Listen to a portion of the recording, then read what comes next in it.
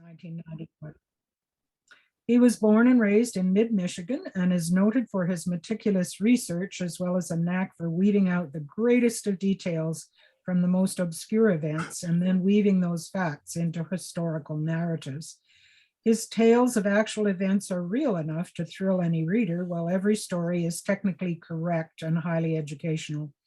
Born on the east side of the Saginaw, Michigan in 1957, Wes attended public school in that city through grade 9 when his family moved to the farm town of Freeland, Michigan. In 1976, he graduated from Freeland High School and a year later entered Embry-Riddle Aeronautical University in Daytona, Florida.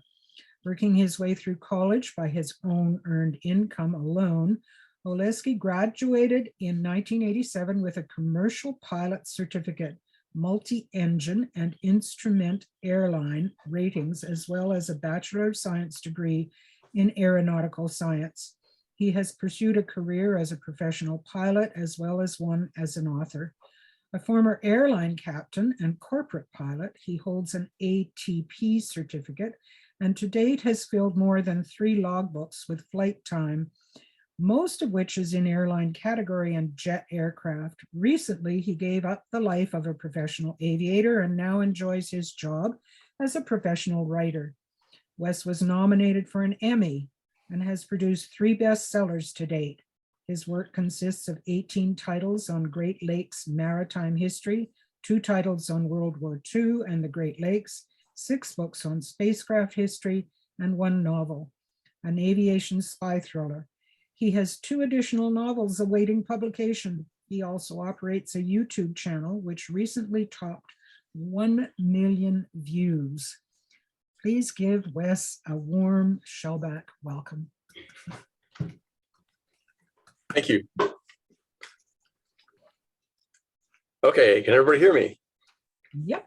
Ah, good, good. I just wanted to make sure. It's great to be here. I wish that instead of just being on Zoom, I'd be meeting you somewhere in Canada, but I love Canada, and it's been too long since I've been there. But anyway, as was just said in the introduction, which I wrote, by the way. So Diane begged me to help her with that, and I thus did. What we're going to talk about today is essentially one of my books right here. It's called The Great Lakes, or World War II and the Great Lakes. I always get that backwards. Initially, I titled it The Great Lakes and World War II, and the publisher switched it around. But that's part of being an author. And if you hear a lot of clacking in the background, it's my daughter just got home from school and she's on the computer. So Natalie, can you keep the keyboard to a minimum, please? Thank you. Okay. So the book itself and the history of World War II was not something that I was really big into. Often people think that if you're an author and you write about this stuff, you must have it all committed to memory, and you're just sort of this treasure trove of all of these facts and figures and events. And that's not the way that I personally work. The way I work is I get a lead on a subject and then I go research it. And I take a path of discovery along the way. And along the way, I will take my readers on that same path, because that's the fun way to learn this stuff. And this started out with an idea from my publisher. I got a call. I lived near the Washington, D.C. area, and my wife and I were in town with the girls walking around, and then my phone goes off, and it's my publisher. And he says, I have an idea. I went, no, please don't have ideas. Publishers are not supposed to have ideas. I have ideas. Okay, you're supposed to just print the book and sell it and write me the checks. But no, don't. What's your idea? And he said, I want you to write a book about all of the aircraft that have gone missing on the Great Lakes. He says, it would be perfect for you. You know people in NTSB and you know all about airplanes, and you could do that. And I said, I'll think about it. So I mulled that over for a few weeks. And one day I was driving with my wife, and I was just constantly complaining about this is I cannot do this. This is not my thing. It's way out of my territory. A lot of these aircraft that are missing are still open cases. So we run into legal problems there. And I said, besides that, most of them were lost off those two carriers during World War II, the two practice carriers, the Wolverine and the Sable. And my wife said, well, why don't you write about that? And I said, it's been done. Somebody's written a book about that. I don't write books that other people have done. And she said, no, why don't you write a book about everything that happened on the Great Lakes during World War II? And I went, hey, that's a good idea. Submarines were constructed. There were POW camps. Bombers were constructed. Steel industry had to take off. What a great idea. And so I called the publisher back and I said, well, I kind of have a different bent on this. And I said, there was sub chasers were constructed and tanks were constructed and submarines were constructed. When I said submarines, he went, whoa, whoa, whoa, whoa, whoa. I was on one of those submarines. So you're kidding me. He said, no, I served on a World War II submarine when I was in the Navy. And it turned out his submarine was the Jallow. And the Jallow is seen being launched on the cover. That was his sub. So he just said, do it. So that was the beginning of this book. And the way that I work with it is I get a lead on one subject and I start building a folder on where to go and what to find. And in this case, I really had to take down the low-hanging fruit. So I went after things that I had no idea about. I learn, you learn. That's the way it works. And so I contacted a really good friend of mine who's a photo researcher and archivist at the Air and Space Museum. His name is Brian Nicholas, and he was the best man at my wedding. So my wife and I just celebrated our 33rd wedding anniversary in November. So anyway, I got a hold of Brian and I asked him about photographs. He says, I get you whatever you need. Okay, good. So now I start getting into different stories. And the first memory that I picked up was one of my own. Living as a little boy in Saginaw, we lived near a factory called Lufkin Rule. They made rulers and all sorts of instruments and things. That was just down the end of my block. And I noticed one day that when my parents were driving me by that all the windows were blacked out. And I couldn't figure out why those windows would be blacked out. And my mom said it was to protect from air raids during World War II. That always fascinated me. Could the Japanese bomb us? Could the Germans bomb us in World War II? So I researched deeply into that, find out they couldn't. The Japanese actually had no plans to do that. The Germans kind of thought about a bomber, but they thought about hitting New York City. When everybody, if they really wanted to do something to damage the Allies during the war, they should have bombed Sault Ste. Marie. Because if they put those locks out of business, our steel industry would have collapsed down to about 20% of what it was then. And it would have taken 4 or 5 years to get those locks back up and working again. So they could have really hit us if they had tried, but they didn't try. They didn't have any plans to do it. And so it was one of those big scares. But during the war, Sault Ste. Marie, Michigan, and Ontario were the most heavily guarded places in North America, wow. Believe it or not. So there were actually regiments of anti-aircraft batteries there at Sault Ste. Marie, and a few of the buildings still exist. So that was one of the little trails that I went down, and that's how I started the book off. After that, I had to go in and look at what happened when the war began. And that's where my Canadian content came in. What I like to do is, I don't want to just sell to the US on the Great Lakes. The US shares the Great Lakes, all but one, with the great nation of Canada. So I like to put Canadian content in because, one, it allows me to sell in Canada a lot better. And two, there's a lot of stories there that US authors have ignored. So I get to go into that type of content. And the interesting thing is that you folks probably, I know Canadians know their history a lot better than the people in the US do. And as a matter of fact, it's well taught in grammar school in Canada. I found that out a long time ago. But everybody should remember that the London Naval Conference of 1933 and that treaty that came out of that was basically a peace through weakness type of deal. And what it did was it prevented us from building weapons. It prevented the Germans from building weapons. It prevented the UK and all the other European countries from building new weapons. It expired in December of 1936. So on the first day of 1937, FDR looked around and went, "We are weak. We are very weak. And the Germans are very, very strong, and they're getting stronger." So he started to put money into the Navy. He started putting money into the Army.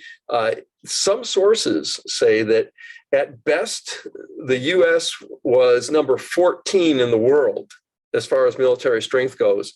At the worst, we were number 18 behind Romania. So that's what we were looking at, the pending war as coming at us with that type of strength. And the worst part was that politically, half of the US was divided, and the US was divided in half, and half of us were neutral. We were anti-war. We didn't want to get involved overseas. We were isolationist. And the other half were saying, we're going to be in this war whether you like it or not. Politically, it was a third rail. No politician wanted to step on it because it was political death to talk about arming the military. So it had to be done quietly. And it was done quietly. When Hitler invaded Poland on September 1st, 1939, just 3 days later, Great Britain declared war on Germany. And on the 9th, Canada declared war on Germany. And King Edward VI decided that on the next day that he would approve Canada's declaration of war. He did, and Canada went to war, and North America went to World War II. The problem was the US was still neutral. So here we were. And it's an oddity when you see pictures of that era, and the Canadian locks at the Sioux are heavily guarded. There are guards with shoulder weapons and bayonets fixed, walking along the lock wall. And just across the river, the US locks are wide open. Like there's nothing going on at all. So, and that plays into an interesting chapter that I wrote, which is about POWs. Right after the Battle of Britain began, a lot of German pilots and air crews were being shot down over Britain. And the result was they were gaining a lot of POWs and trying to encamp them as best they could. Churchill's concern was if they were invaded by Germany, Germany could tap into those huge POW camps and come up with 17,000, 25,000 soldiers ready to fight against the Home Guard in Great Britain. So he wanted to get them out of the country as best he could. And he convinced Canada to take 7,000. And then a day later, he convinced Canada to take another 1,000. So they all got on passenger ships and headed across to Halifax. And in Canada, POW camps were set up. And a lot of the POWs had no idea really where they were. They didn't know about geography in North America. They didn't know where the POW camps were really located in Canada. Some of them were fairly far up north. And I got to remember the one here was, it was north of Lake Ontario. Mm-hmm. North of I'm trying to think of the name and I can't get it off the top of my head. But anyway, all they had to do was get across the river, the St. Lawrence River, and they would be in neutral US.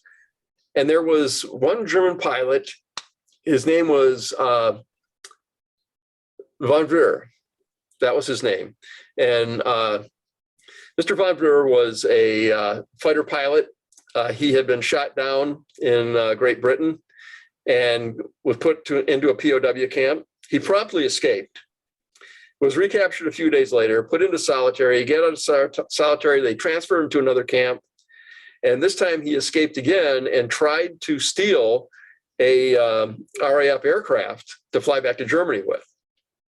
They caught him and he never got off the ground. But this time they put him in solitary. When he came out, they sent him to Halifax to get rid of him. On the cruise over, he spent his time talking to the Canadian crewmen and learning the English language as best he could. He tried to learn Canadian slang. He sold his air medals to get Canadian cash. He was going to escape as soon as he could. And so he asked questions about where are we going? What's it like there? And found out that the St. Lawrence River went into the Great Lakes. And once you leave the rail line off the St. Lawrence River, you're going to be far away from the US border. But we run right along the US border when you're on that rail line. And so they put him on the train. Now, a lot of people have said, well, wasn't he in chains and handcuffs? No. According to the Geneva Convention, POWs are not criminals. They are not allowed to be shackled in any form. So these POWs were on the train and they were free to do whatever they wanted. They had very limited guards. It was the Canadian Home Guards that took care of them. And those were primarily former military men who were over the age of 40 that were no longer eligible to go into military service. So they served at home. So these fellows were watching these POWs. And as the train came up the line, he popped a window open as they slowed, and they slowed at a junction. He popped the window open, went out the window, and another fellow went right up behind him. Well, one of the guards saw the other fellow's boots go out the window and figured they had an escapee. So they stopped the train and they got a hold of law enforcement and they captured that guy. But Von Veer wasn't captured because they thought they had the one and only escapee. So he made his way down to the St. Lawrence River and was happy to see it looked like it was frozen all the way across. He headed across the river, got right to the middle and found out that no, there are about, 100 meters of rapids right there that you have to cross that's open water. And there was no way he was going to do it. So he went back to shore, and this time he hunted himself up a boat and he stole it. Now, if a POW steals a boat, that's a crime. So he can go to jail in Canada. When he got back, he would go to jail for the theft of this boat. No problem. He took the boat, got in it, and promptly he had a little board for an oar. He promptly lost the oar in the rapids. So now he's riding the boat and he's going back to Montreal. And the boat, with luck, floated over to the shore and hit a big ice pack on the US side. He got out, walked across the ice pack, and he was near Ogdensburg. And so he went up on shore and he looked around and he saw a car driving. He figured he'd hitch a ride. He's in the US now, okay? He's safe, he's free, he's in a neutral country. So he went up and he got in the car and asked the gentleman if he could drive him down to Ogdensburg. And the guy said, sure, I'll give you a ride, you look frozen. So he was driving along, and all the time he's thinking he's got a US citizen in the car. He did not have a US citizen. He had a Canadian citizen who was working that night in the US. So he brags that he's a German POW. He's just made this fabulous escape. And he drives him to Ogdensburg and right to the local police station and turns him in. So now what are the police going to do with this guy? And they say, well, we'll call the Border Patrol. They call the US Border Patrol, and the US Border Patrol says, call the German consulate. They call the German consulate, and those guys make a beeline from New York City to Ogdensburg. They go inside the police department. They pay the $5,000 bail for this guy and take him into their custody. Well, now the State Department's going back and forth, and Canada wants their prisoner back. Canada wants their boat back. They couldn't even find the boat. And they said, well, he's turned over to the German consulate. The German consulate, while all this red tape is going around, took this guy all the way down to the Mexican border and they got him into Mexico. Some German operatives in Mexico took him down to Rio de Janeiro. And from there, he caught a boat back to Germany, got back in a fighter plane, and went right back into the war. Now, 2 months later, he was on a routine patrol and was shot down off the coast of Holland and killed. But that little incident told the US side what's going on and told the Canadian side what's going on, that this is easy to do. And just about the time this guy was being shot down over Holland, 2 more German POWs escaped. And this time they got to the river and they were able to go all the way across to the US shore. The river was frozen completely over and they got all the way across. And there, patrolling the shore, was a US border guard and one of the Canadian home guards. And they were up on a lighthouse and they were searching with binoculars and flashlights to make sure there was no activity. And they heard a rustling in the bush. And they went down and they caught these 2 guys and took them to the police station. And what did the police station say?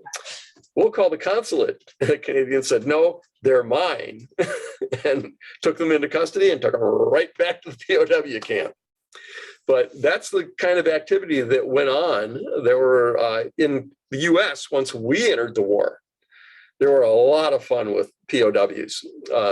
One of the things that put me onto this thing was when I first moved to Freeland, Michigan, this little farm town. One of my English teachers was telling us a story about Camp Freeland that was a POW camp in this little tiny farm town. And I decided as a teenager, I'm going to go find it. There's got to be some remains of it. So got on my bicycle and I spent weeks going out on country roads and looking at old buildings. And they were usually chicken coops or something like that. Oh, that looks good. I'll check that out. I could not find Camp Freeland. And until I wrote this chapter, I had no idea where Camp Freeland was. It turns out that my parents' house in Freeland was about 430 meters from Tri-City Airport. They call it now MBS International Airport. We were about that far from the end of the runway. That airport is where Camp Freeland was. So after all that searching, Camp Freeland was right in my backyard. Good. And I didn't know it for 40 years. So that's the kind of stuff, adventures that I like to take people on in my books. So a lot of people think that, once again, that authors are the type of people that we have all this committed to memory, and I don't. Okay, I write a chapter and it goes into the book and it goes to the publisher and I go, okay, well, let's erase that blackboard and start a new one. And that's kind of the way that I work. And I just keep notes on all of this. So preparatory to this talk, I actually went into my book and started taking notes out of my own stuff. But like I said, that's part of the adventure. And another really fun story about during the war and POWs. We had a lot of POW camps in Michigan. One of them was by a little lake called Allen Lake. It's down by Detroit. And it's just a little tiny lake. It's 3 miles long and about a mile wide. But the camp was located in the center. And if you looked over the wall, you saw this mile of water and then water going off in each direction as far as the eye could see. Well, a couple of the Germans figured that that lake was Lake Michigan. And they knew that Wisconsin was on the other side of Lake Michigan and it had a huge German population. So maybe if they just swam across Lake Michigan, they would get to the opposite shore and they would find sympathetic Germans that would help them escape and get to Mexico. So they made their plan and they went under the wire one night and they swam that mile across Allen Lake. And then as daylight broke, they started looking for their friends in Wisconsin. Unfortunately, they were in Michigan and it was hunting season. So instead of friendly Germans in Wisconsin, they met up with no-nonsense hunters who were well armed and took them right back to the POW camp. But that's just kind of some of the fun stuff that I came across in doing all of this. let's see here. I gotta go more into my notes. I love von Buren's story, by the way. So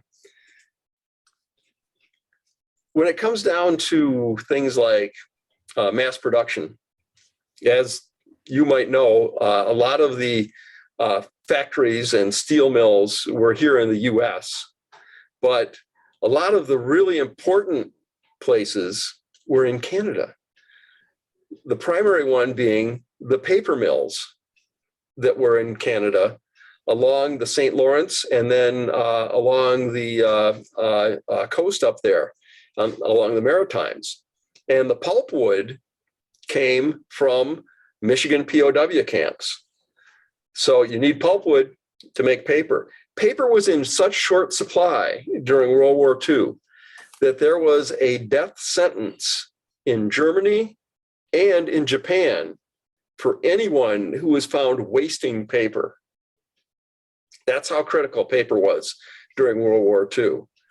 And that's where a lot of the German submarines concentrated their fire on areas just inside the Gulf of St. Lawrence, where they could get these vessels that were bringing in pulpwood. Stop the pulpwood, stop the paper. It's a critical supply. So that's another way that Canada has come into the fight, other than, I mean, they were fighting Germans in the air when we in the US were still trying to convince pilots on the ground that there might be a war coming. So that's the way I look at all of this when it comes to the war. When the war first broke out, the one thing that Canada could do in the war, in the effort, immediately was increase shipping to England. So that's what they did. They knew Hitler was trying to starve out England.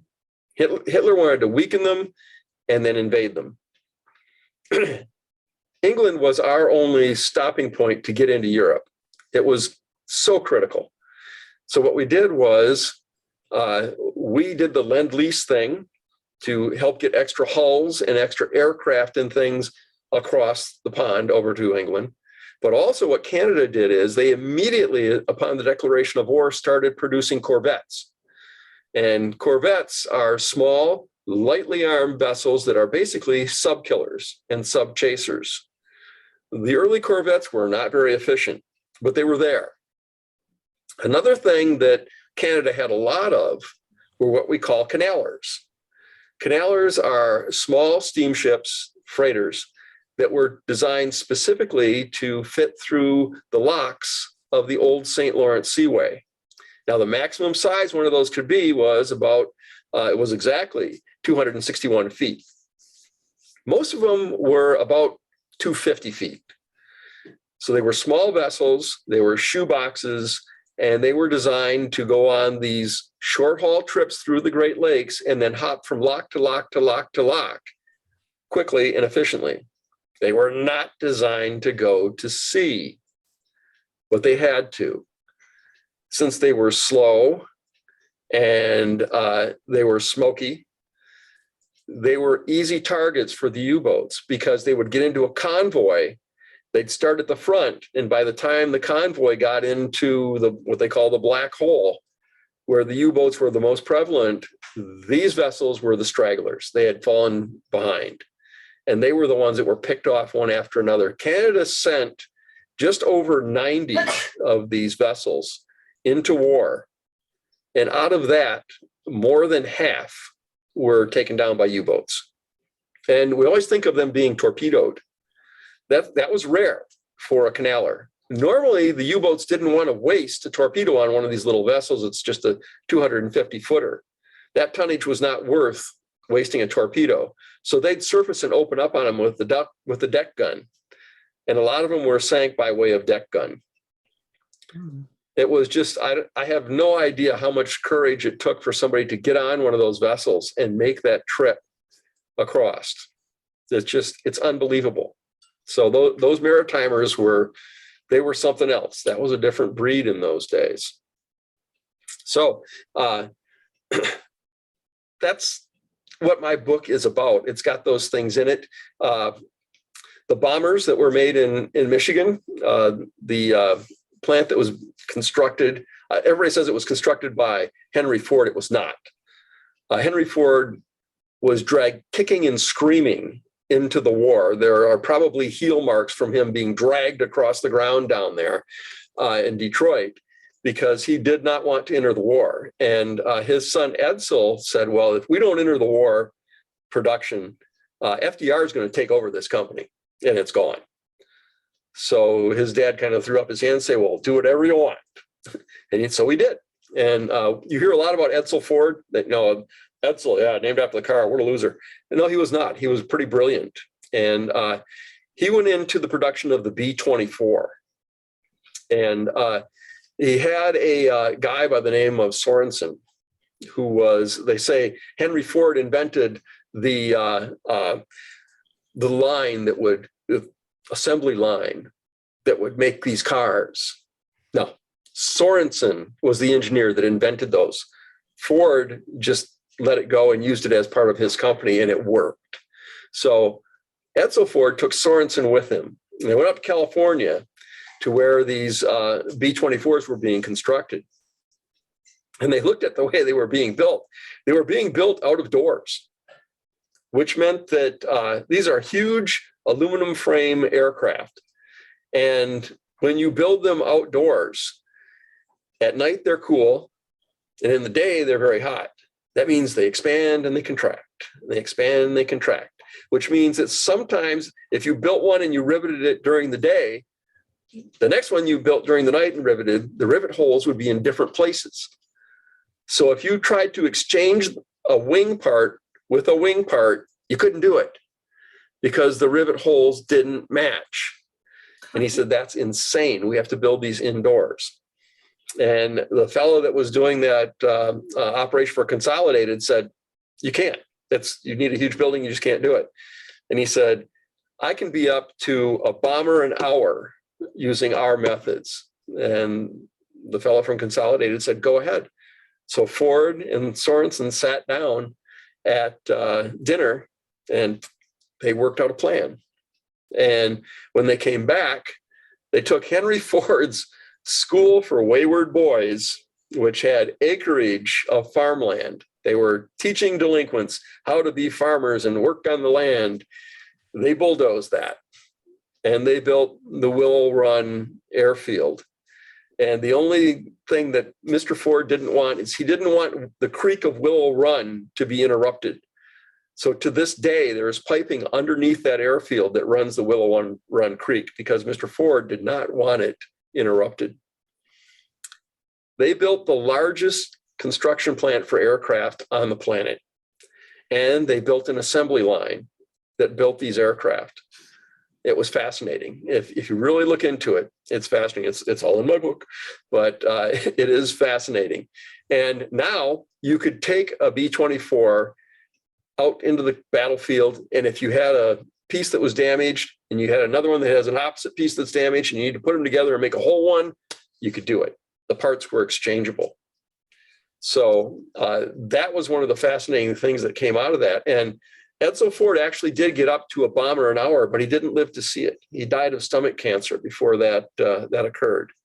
So that whole hangar now has been razed, with the exception of a little tiny portion of it that remains. Is going to be a museum.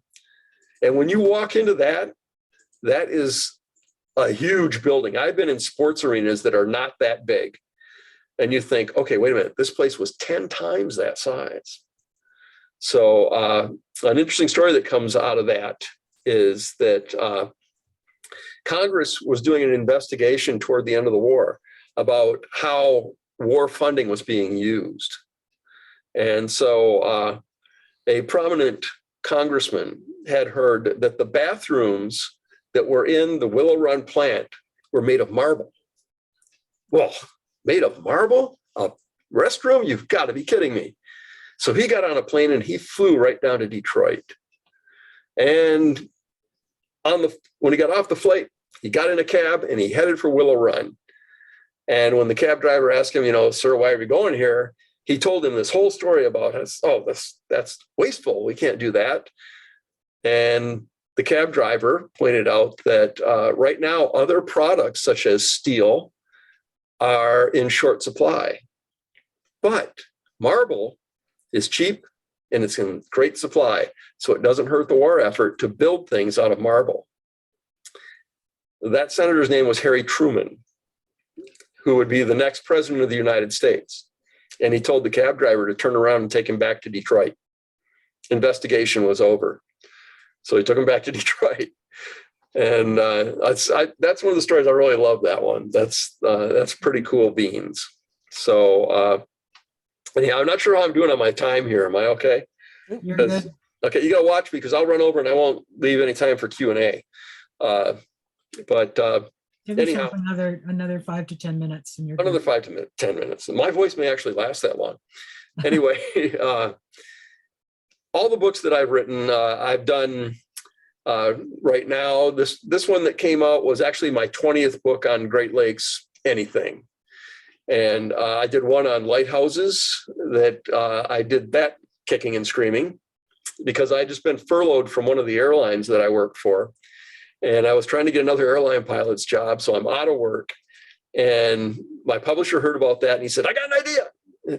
That's where I learned publishers should never have ideas. And he sent me 2 FedEx boxes filled with information on lighthouses. And he wanted me to write a guide to Great Lakes lighthouses. And I was like, that is not my shtick. That ain't what I do. So I started working on it and he's like, it'll sell, it'll be great. It's okay. I got nothing better to do. So I started writing that and I would get 2 or 3 of these lighthouses done. And I'd start working on a model boat or I'd go over and I'd start pounding out my next Great Lakes shipwreck book. And one day I was down in my workshop, which is then in the basement. And my wife came home from work and she told me, she says, you got to get out of here. I'm taking you to the mall. So she took me to the mall. That's what authors do, is we isolate ourselves and focus and, so she takes me to the mall. And I was going, lighthouses this and lighthouses that. So we're out in the mall, we're walking around and a woman walks by and my wife goes, hey, look at that shirt. And I looked at her sweater and it had a lighthouse on it. I was like, that thing's got a lighthouse on it. And we walked past a gift shop and she says, hey, look at that. It's the lighthouses in the window. No, stop, just stop it. And finally she said, don't you get it? There's a reason why lighthouses are everywhere, because they sell. So I'm a professional author. And that has always been my mantra is your book is not your firstborn child. It is a product to be sold. You write it, you sell it, you get the check, you write the next one. Oh, that way. Okay, that's what I do. And so the light went on and she took me home and it took me, I think, 3 weeks and I had the rest of the book completed. Then they titled it. I hate the title. It's called Great Lakes Lighthouses, American and Canadian, as if Canada is not part of the American continent. And I titled it Great Lakes Lighthouses, US and Canada. No, they put American and Canada in there. And it's a bestseller. It still sells today, all these years later. And so it's one of those that I look at it and I go, I hate the title. I really hate it. So another funism that my publisher did was, this was back in 2013, I think it was. And I had another book coming. Usually I do one book every 2 years. So he says, when's the next book going to be ready? I said, I'll have it to you on October 31st of 2014. Send him a text or email, said that. Great, he says. So October 31st of 2013 comes up and I get this panicked email. Where's the book? It's coming out next year. And so I sent him a cut and paste copy of my email and his response. And he wrote back, he said, oh my Lord, he says, we put it in our catalog that you have a new book. So there's a blank spot. It says Wes's new book. What are we going to do? And he says, the catalog's going to print. And he says, okay, I'll tell you what. We'll take one of your out-of-print books, we'll recover it, retitle it, put it out. I said, no, you did that once. My readers hated it. No. Well, what are we going to do? I said, let me pick out the best of my stories and we'll call it the best of. I told him I've got all kinds of CDs and record albums and stuff that are the best of musical groups, the Guess Who and those people. I said, I said, we can do that. And he said, okay, we'll do that. So I picked them all out, and boom, he had a new book. And so I get another book out a year after the previous book. And then next year, again, another book comes out. And I always tell people there are writers all over that would do anything to get one book published. And I get one published because my publisher misread an email. So that's one of those go figure moments there. And but it's part of this job. And my first book, I wrote it out on legal pad with pencil and gave it to my wife, who was then my fiance. We were in college. I was a senior at Embry-Riddle, and I was just finishing up the advanced flight courses. So I had the book all written out, and I just didn't have time to do anything with it that summer. I was going to finish and graduate. So while I was pounding away during the summer to get these classes done, my wife took the manuscript, went upstairs to the student newspaper office where we were both staff members. I was a cartoonist, and she was one of the editors. And she didn't have classes during the summer, so she sat there and she put it all into computer text, printed it out, and I sent it off to John Greenwood at Great Lakes Publishing. John Greenwood, Freshwater Press. Yes. Okay, that's the top of the hill. Sent it off to John Greenwood, and he sent it right back with a rejection and some really nasty comments. I said, okay, well, I put that away. And I went about chasing my pilot's career. And then about 3 years later, just for the heck of it, I pulled a book off my shelf that had Avery Color Studios address on the back. I called information, which you did in those days. Asked them if they took manuscripts from unpublished authors, and they said, yeah. I sent it to them. Got my first book. So it just shows that when one publisher gives you up, that doesn't mean that you're done. And Avery wanted to know, how soon can we get the next book? I said, it's already written. And they said, good, we're going to pay you $1,500. I said, great, I'll buy a computer with that, and I can go and write the next book. They said, do it. So now in 2 years, I had my first 2 books, and they wanted the next one right away. So I sat down and pounded that one out. Now 3 years, I had 3 books. And the people that are in the Great Lakes shipwreck community, especially the authors, are looking around going, who is this guy? It was little old me. Mm-hmm. Well, now, excuse me, I got to lose my voice if I don't have my Ricolas. So the end of that story is one day, I think it was in 1994, I was at the Canal Park Museum in Duluth, sitting inside Pat Lavity's office, who was then the director of the museum. And I had just gotten done raiding their archives and doing some research. So we were sitting there talking, and his phone rings, and his secretary says, there's a call for you. He says, well, just a minute, I'll take this call. So he picks up the phone, and he's listening. Oh, yeah. And he looks at me and he goes, and now he knows this whole story. He looks at me and he says, it's John Greenwood. Oh. He says, hey, John, guess who's in my office right now? And he says, no. He says, Wes Oleszewski's in my office right now. And then he put the phone down and he said, silence. So revenge is sometimes best served quietly and with a whisper.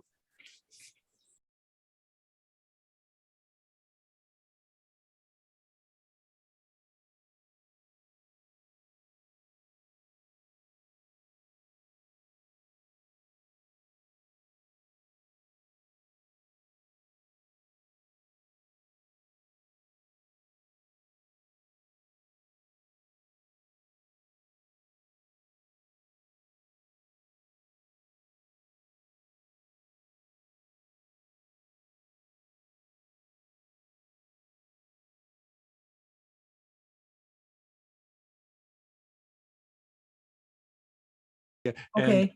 And Julia, go ahead, unmute yourself and ask your questions. Wes, that was marvelous. I've got my lovely Fraser here as well, who is in air traffic control in Toronto. He probably won't say anything, but I've been studying Camp X along the north on the Ontario side of Lake Ontario, and I've bought a few of the books. I wondered if you had done any research there. Back to you. No, I haven't. When I did after the first World War II book, they wanted another one right away. So I wrote that one, but when I did the first book, I essentially plucked the low-hanging fruit. So for the next one, I really had to go deep. And the best way to do that was to write more about the people than about the industries. And so it's more of a people book. And so that one, I still have that in stock, believe it or not. Avery is having a heck of a time right now keeping books in stock because the supply chain issues mean that our printer in Green Bay can't get paper. So the result is they had to secure their paper. Avery had to secure their paper order at the end of December. And now we're in line to get printed and restocked. So, but I have not done that. Now, speaking of Ontario and Toronto and airports, I used to fly the de Havilland -7. I'm one of few U.S. airline pilots that actually flew the de Havilland -7, and we trained in Toronto. So I was there for a couple of weeks in training. I loved it, every second of it. So, Okay, George, go ahead. Ask your question. I was fascinated with your. Well, you've gone on mute. George got muted. I'm There. unmuted now. Yeah. Okay, Wes, I was fascinated with your talk about escaped prisoners. I rented a house for a wedding anniversary in Tuscany, and on the wall was an FBI wanted poster. And it was the father of the owner of the house, who was a prisoner of war, an Italian prisoner of war in Arkansas, who escaped. And he was never caught. He ended up in Peoria, started a restaurant, started a family. And when his son got old enough to be very interested in girls, they decided Italian girls were better for him than American, so they went back to Tuscany. So America benefited from a prisoner of war escapee. So, George, There were very few that escaped and went unrecovered. Very few. A lot of German POWs went back to Germany. They were all forced to go back to Germany. A lot of them from Canada turned around and came right back to Canada. Yeah. Because Germany was in wreckage. A lot of them, their families were gone. And they loved Canada because the environment of Canada was very much like the environment they'd been in Germany. So as far as the weather went and the surroundings, it was very much like home. And a lot of POWs who had worked on farms in Canada came back and married the farmer's daughter. George, do you want to ask your two questions that you put in chat? Okay, Wes, tell us about your sweater. Oh, nice sweater. I travel around a lot and sign books, and usually it's in gift shops or museums. And when my dad was alive, he loved to go with me because you're always up by the lake and up north.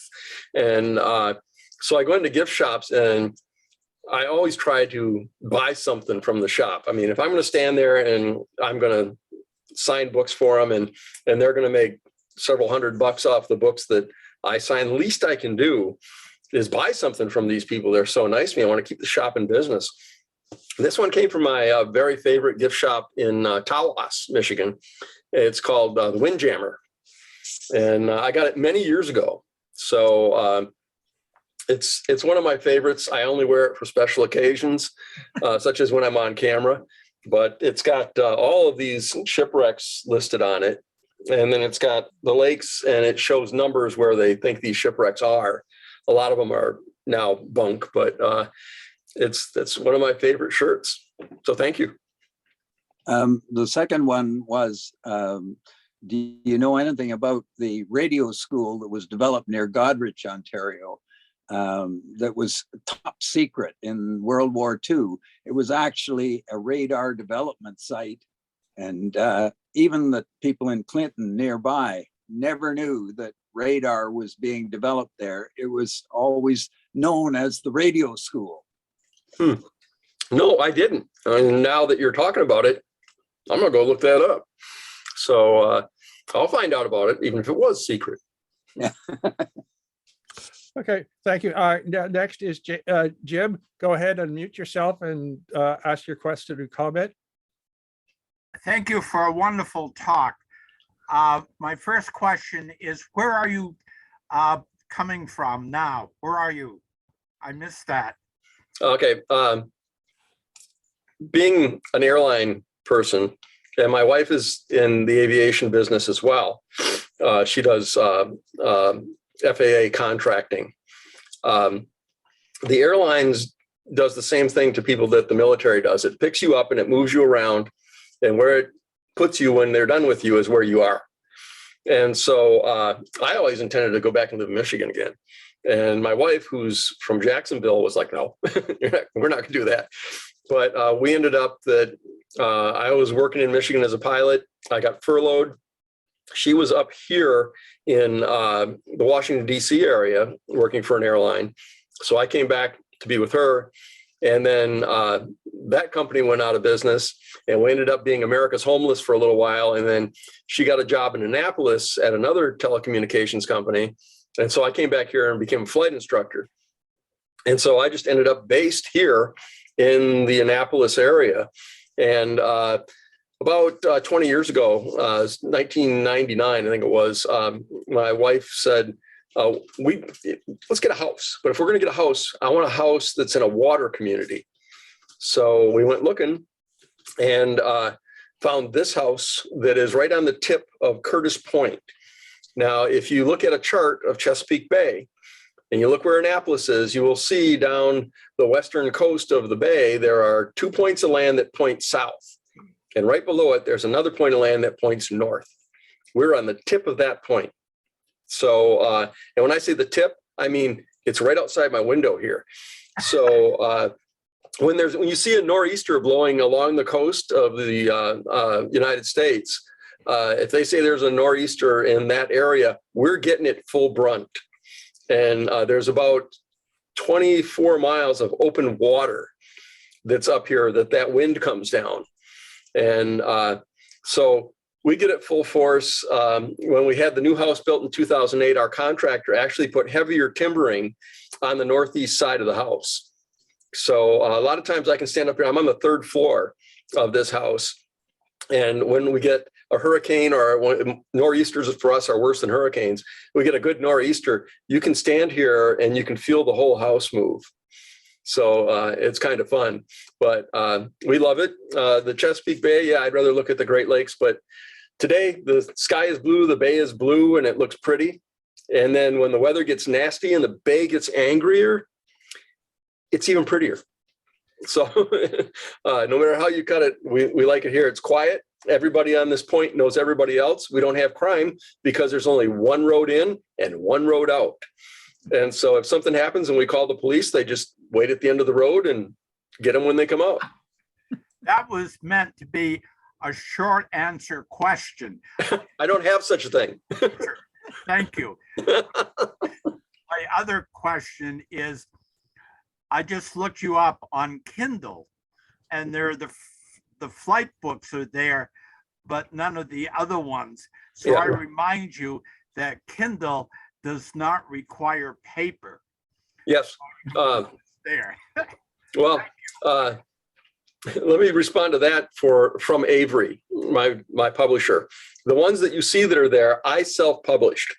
The ones that I do for the Great Lakes, a company called Avery Color Studios is my actual publisher. And they tried to work with Kindle. And what happens is Amazon which is a part of Kindle, will only stock 6 books at a time. And then they have to reorder, but they reorder on a 2-week cycle. So when they get a hold, Avery would send 6 books and they would sell out in an afternoon.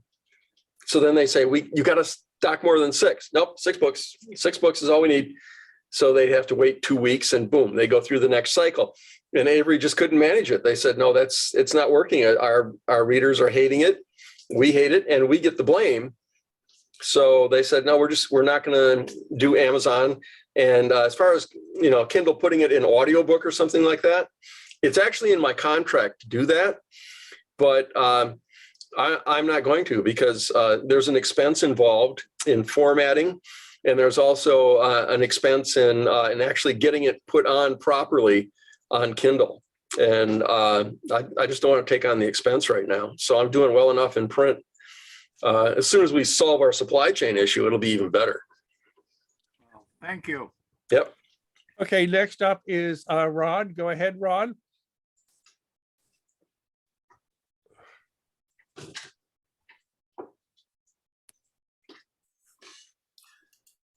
Yeah, I'd just like to share a picture if I could. I hope people can see that. Yeah. You might have seen this picture before, Wes. I don't know. I don't know if you recognize, this is Toronto. This is the Western Gap out of the harbor. And this is a fair mile, a subchaser that was constructed right at that location by a company called Taylor Boatworks. I don't see Marg Taylor here in the audience today, but it was her family's business, or her husband's family business, that built these subchasers. Yeah, they were built in other places in Canada as well, wood construction. Yeah. And if you're familiar with that location at all, if you've flown in and out of the island airport, it's right on the other side of the gap right here. That's the airport. Okay. Let's add the subchasers that were wooden hulled also doubled as minesweepers. Yes. So that's kind of interesting, because the mines didn't detect, the magnetic mines didn't detect the hull passing over. And they were fast, unique boats. They really were. They were handy. A lot of people think that the best way to get rid of a submarine is by depth charge. And as the war got on, about 1944, they came up with a new weapon called a hedgehog. And the problem with the depth charge is it's a proximity weapon. So it gets close enough and it explodes. Hopefully it does some damage to the sub. The hedgehog is a contact weapon. So it would fire in this huge volley, and they would come down in a large circle. It's about a 150-foot circle. And that's how they'd land. And then they'd sink down. And all it took was 1 or 2 of those to contact the sub. It would punch a hole in it and the sub was gone. And we didn't get to use a lot of those on the Germans in the Battle of the Atlantic. But when it came to the Pacific, the hedgehogs devastated the Japanese Imperial fleet. So depth charges, by then, I would say they were passé, because all of these smaller vessels could carry a ton of these hedgehogs. And they really, really decimated the Japanese subs. And by the way, Ron, I love your background, man. Oh, thanks. Okay. Next up is Patrick O'Brien. Go ahead. Wes, that was a very interesting talk. Thank you.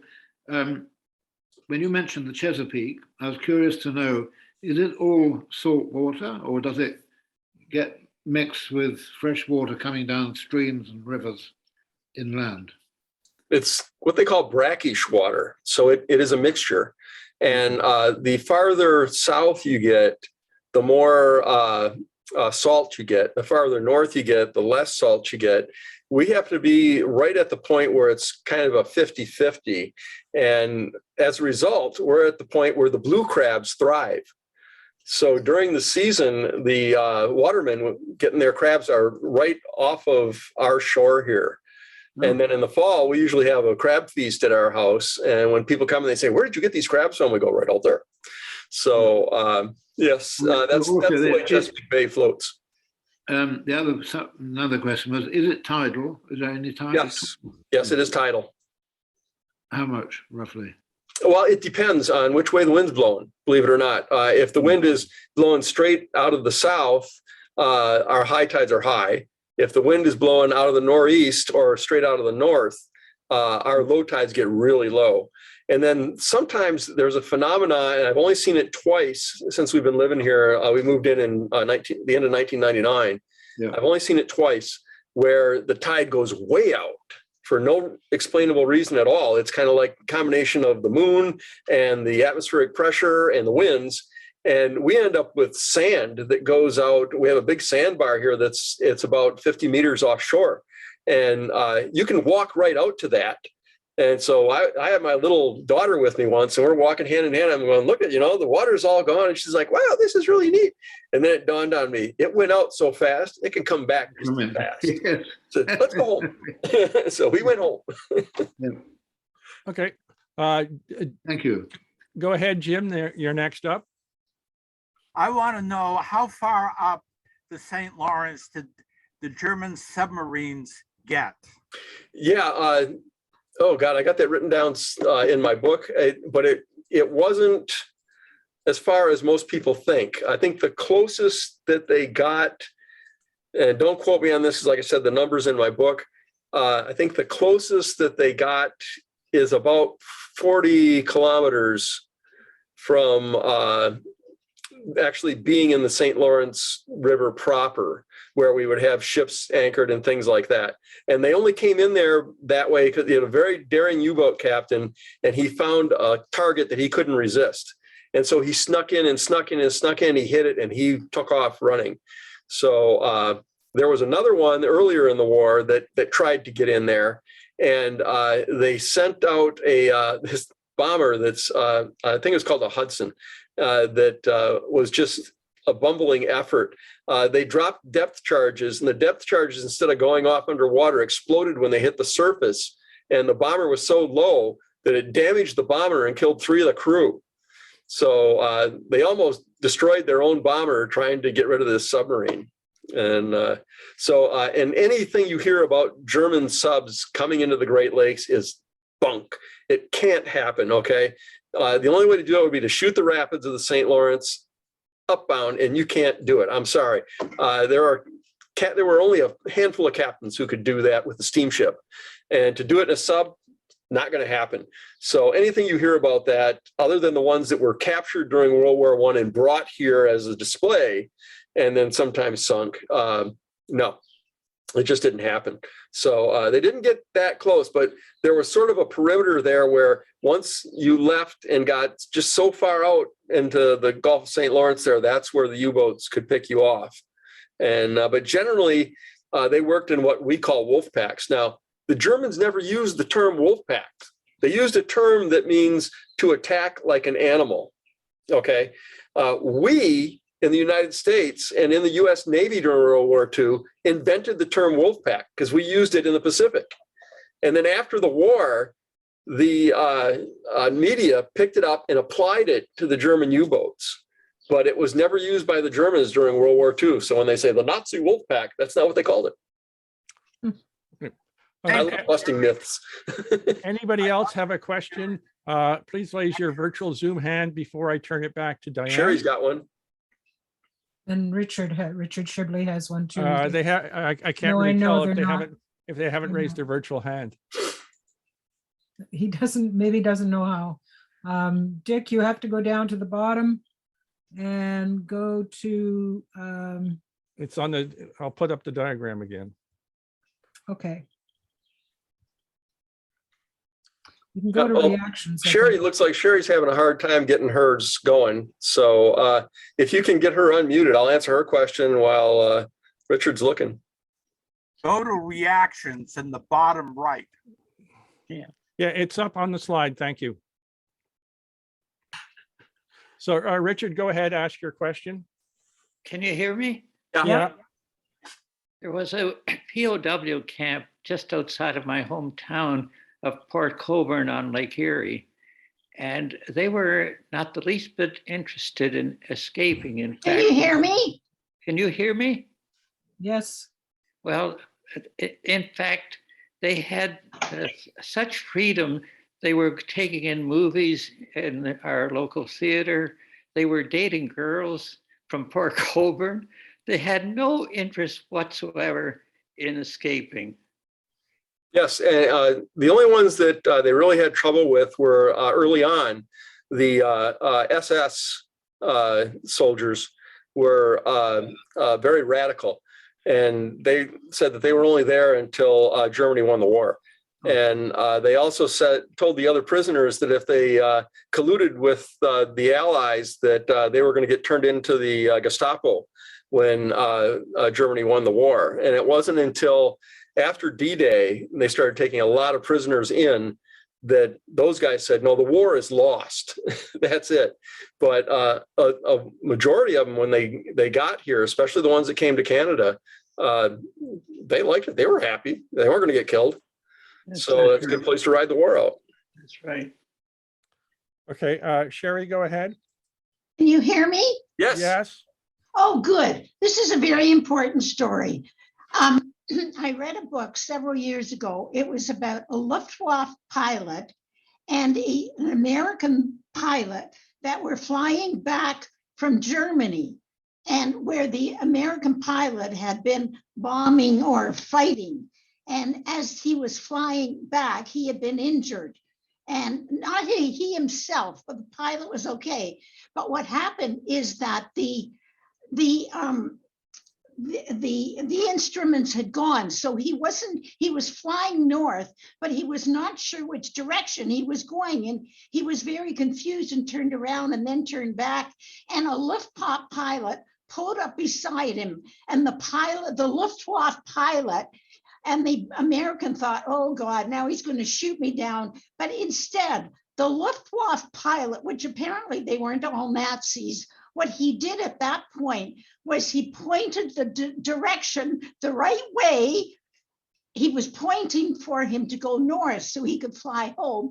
And then he waved to him and turned around and flew back to Germany. Now, several years later, that same Luftwaffe pilot went, and I read it in a book, and then he went and they did a short video on it. And then he moved to Vancouver. And at that point, I think it was in Tampa, after the war, several years after the war, they had a big reunion of all the pilots. It didn't matter what side they were on because it was a peace. And it was probably in, I think, maybe the late 50s or 60s. They had a huge, big Memorial Day down in Tampa. And the two men actually met. It was so powerful. It was actually put into, I think, a 20-minute YouTube. And it was so powerful that it was a book at first. And then I saw it and it was like, oh my God. And I just have to show you one quick picture. Why that, I don't know if you can see it, but why that era is just so important to me, because my father was overseas for almost 4 years. Wow. Thank you. Has anybody heard of that story? Have you ever heard of that story? Yes, I heard about it, and but I didn't know it in detail. Oh, it's a wonderful book. I can't remember the name of it, but it's a very powerful story, how the Luftwaffe, and apparently a lot of the Luftwaffe were not Nazis, but they had all been pilots for the German agency that flew, like Air Canada. And after the war, they were all hired to be Luftwaffe pilots. Yes. Thank you so much. Yep. A lot of people don't realize that what happened in Germany was that when Hitler took over as chancellor, he basically brushed aside all of the other political environments and political parties. And then they made it mandatory that you had to be a member of the Nazi party, period. It was either that or you go to camp. And it's not a camp where they have volleyball. So, and people aren't that stupid. They'll follow when they're ordered to. And Germans were very much, and my grandmother was pure German. They were very much of you follow and do what you're told. A lot of people talk about Wernher von Braun as being a Nazi. And the only reason why he was a member of the Nazi party was because it was required. All citizens were required to be members of the Nazi party. And they said, well, he was with the SS. Yeah, he didn't have a choice. before he was forced to join the SS, he was actually jailed because he was talking about spaceflight instead of bombing Britain at a party. And a Gestapo agent overheard the conversation, and the next morning he was in jail. And they were going to ship him out. And the general that was working with him on the V2 rockets actually got him out of jail, but he was on his way to camp. Bye-bye. So that's just kind of the way that went. And like I said, the POWs that they really had a problem with were the SS. And after D-Day, a lot of the soldiers from the Allied troops found out that the SS were almost suicidal. They would come out with grenades rigged in their uniform. So when they raised their hands, they'd take out them plus as many of the Allied soldiers as they could. So it turned out that as the war progressed and we got closer and closer to Germany, they simply shot people that, if you surrendered and you had SS on your collar, you were dead. So that's war. War is a bad thing. No kidding. Okay, so I'd like to turn it back over to Diane now. Okay. Hey, Wes, so grateful for you being here today. That was such an interesting presentation. Thank you. You do have a lot of information. I am going to include your link to your new YouTube site in my next missive, so people will be able to take a look at it. And what was the name of your publisher again? Because is that where you find your books? Yeah, it's Avery, Avery, Color Studios. And, or you can, when I'm in stock, I hold a lot of my books in my own stock.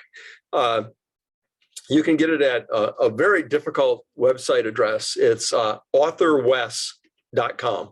Okay. And that. if you buy a book from authorwes.com, I autograph it. Okay. They're all right here behind me. And it's just one of the things I like to do for my readers. So, but right now my stock is very short because of the supply chain issue. So the second volume of my World War II book is in stock right now. So if you want to get that, that's fine. But I'll have it up there as soon as I get restocked. She said probably 2 weeks. I just talked to my publisher yesterday morning, and she said probably 2 weeks, and they should be stocked, and then they can get it to me within another week. So about 3 weeks. Okay, that's terrific. Thank you so much for giving us your time and your information. Yes, and that's a great idea. Let's just give him a lovely round of applause. Thank you. Thank you. A last quick question. Sure. Go ahead, Jim. Do you think human evolution will ever outgrow wars? Watching the current Ukraine incident, but will we outgrow wars? No, never. Never? Not going to happen. It's science fiction. That's life. Life. Look at other forms of life. Look at ants.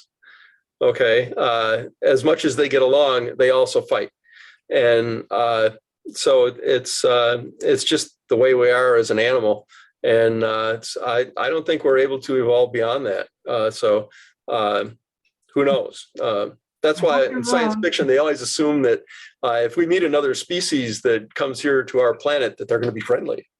No. I hope you'll give Diane will give me your email. I would like to continue this debate with you. I don't debate much on email. It's usually a yes or a no. Okay. Thank you. Yep. Okay. I noticed that there were a couple of items that were on the chat, which you may not have seen, but you might want to take a look at, Wes, before you leave, because there's a bit of information about where some of the camps were. And also that Ajax, Ontario is the largest munitions factory in the British Commonwealth. Yes. You may well know some of that stuff. But anyway, thank you again. We are delighted that you were here today, and I'm so happy that Ron Jenkins found you. I think he found you online, was reading about you and said, I think he might be a good speaker. So, and you certainly have done us proud, done yourself proud there.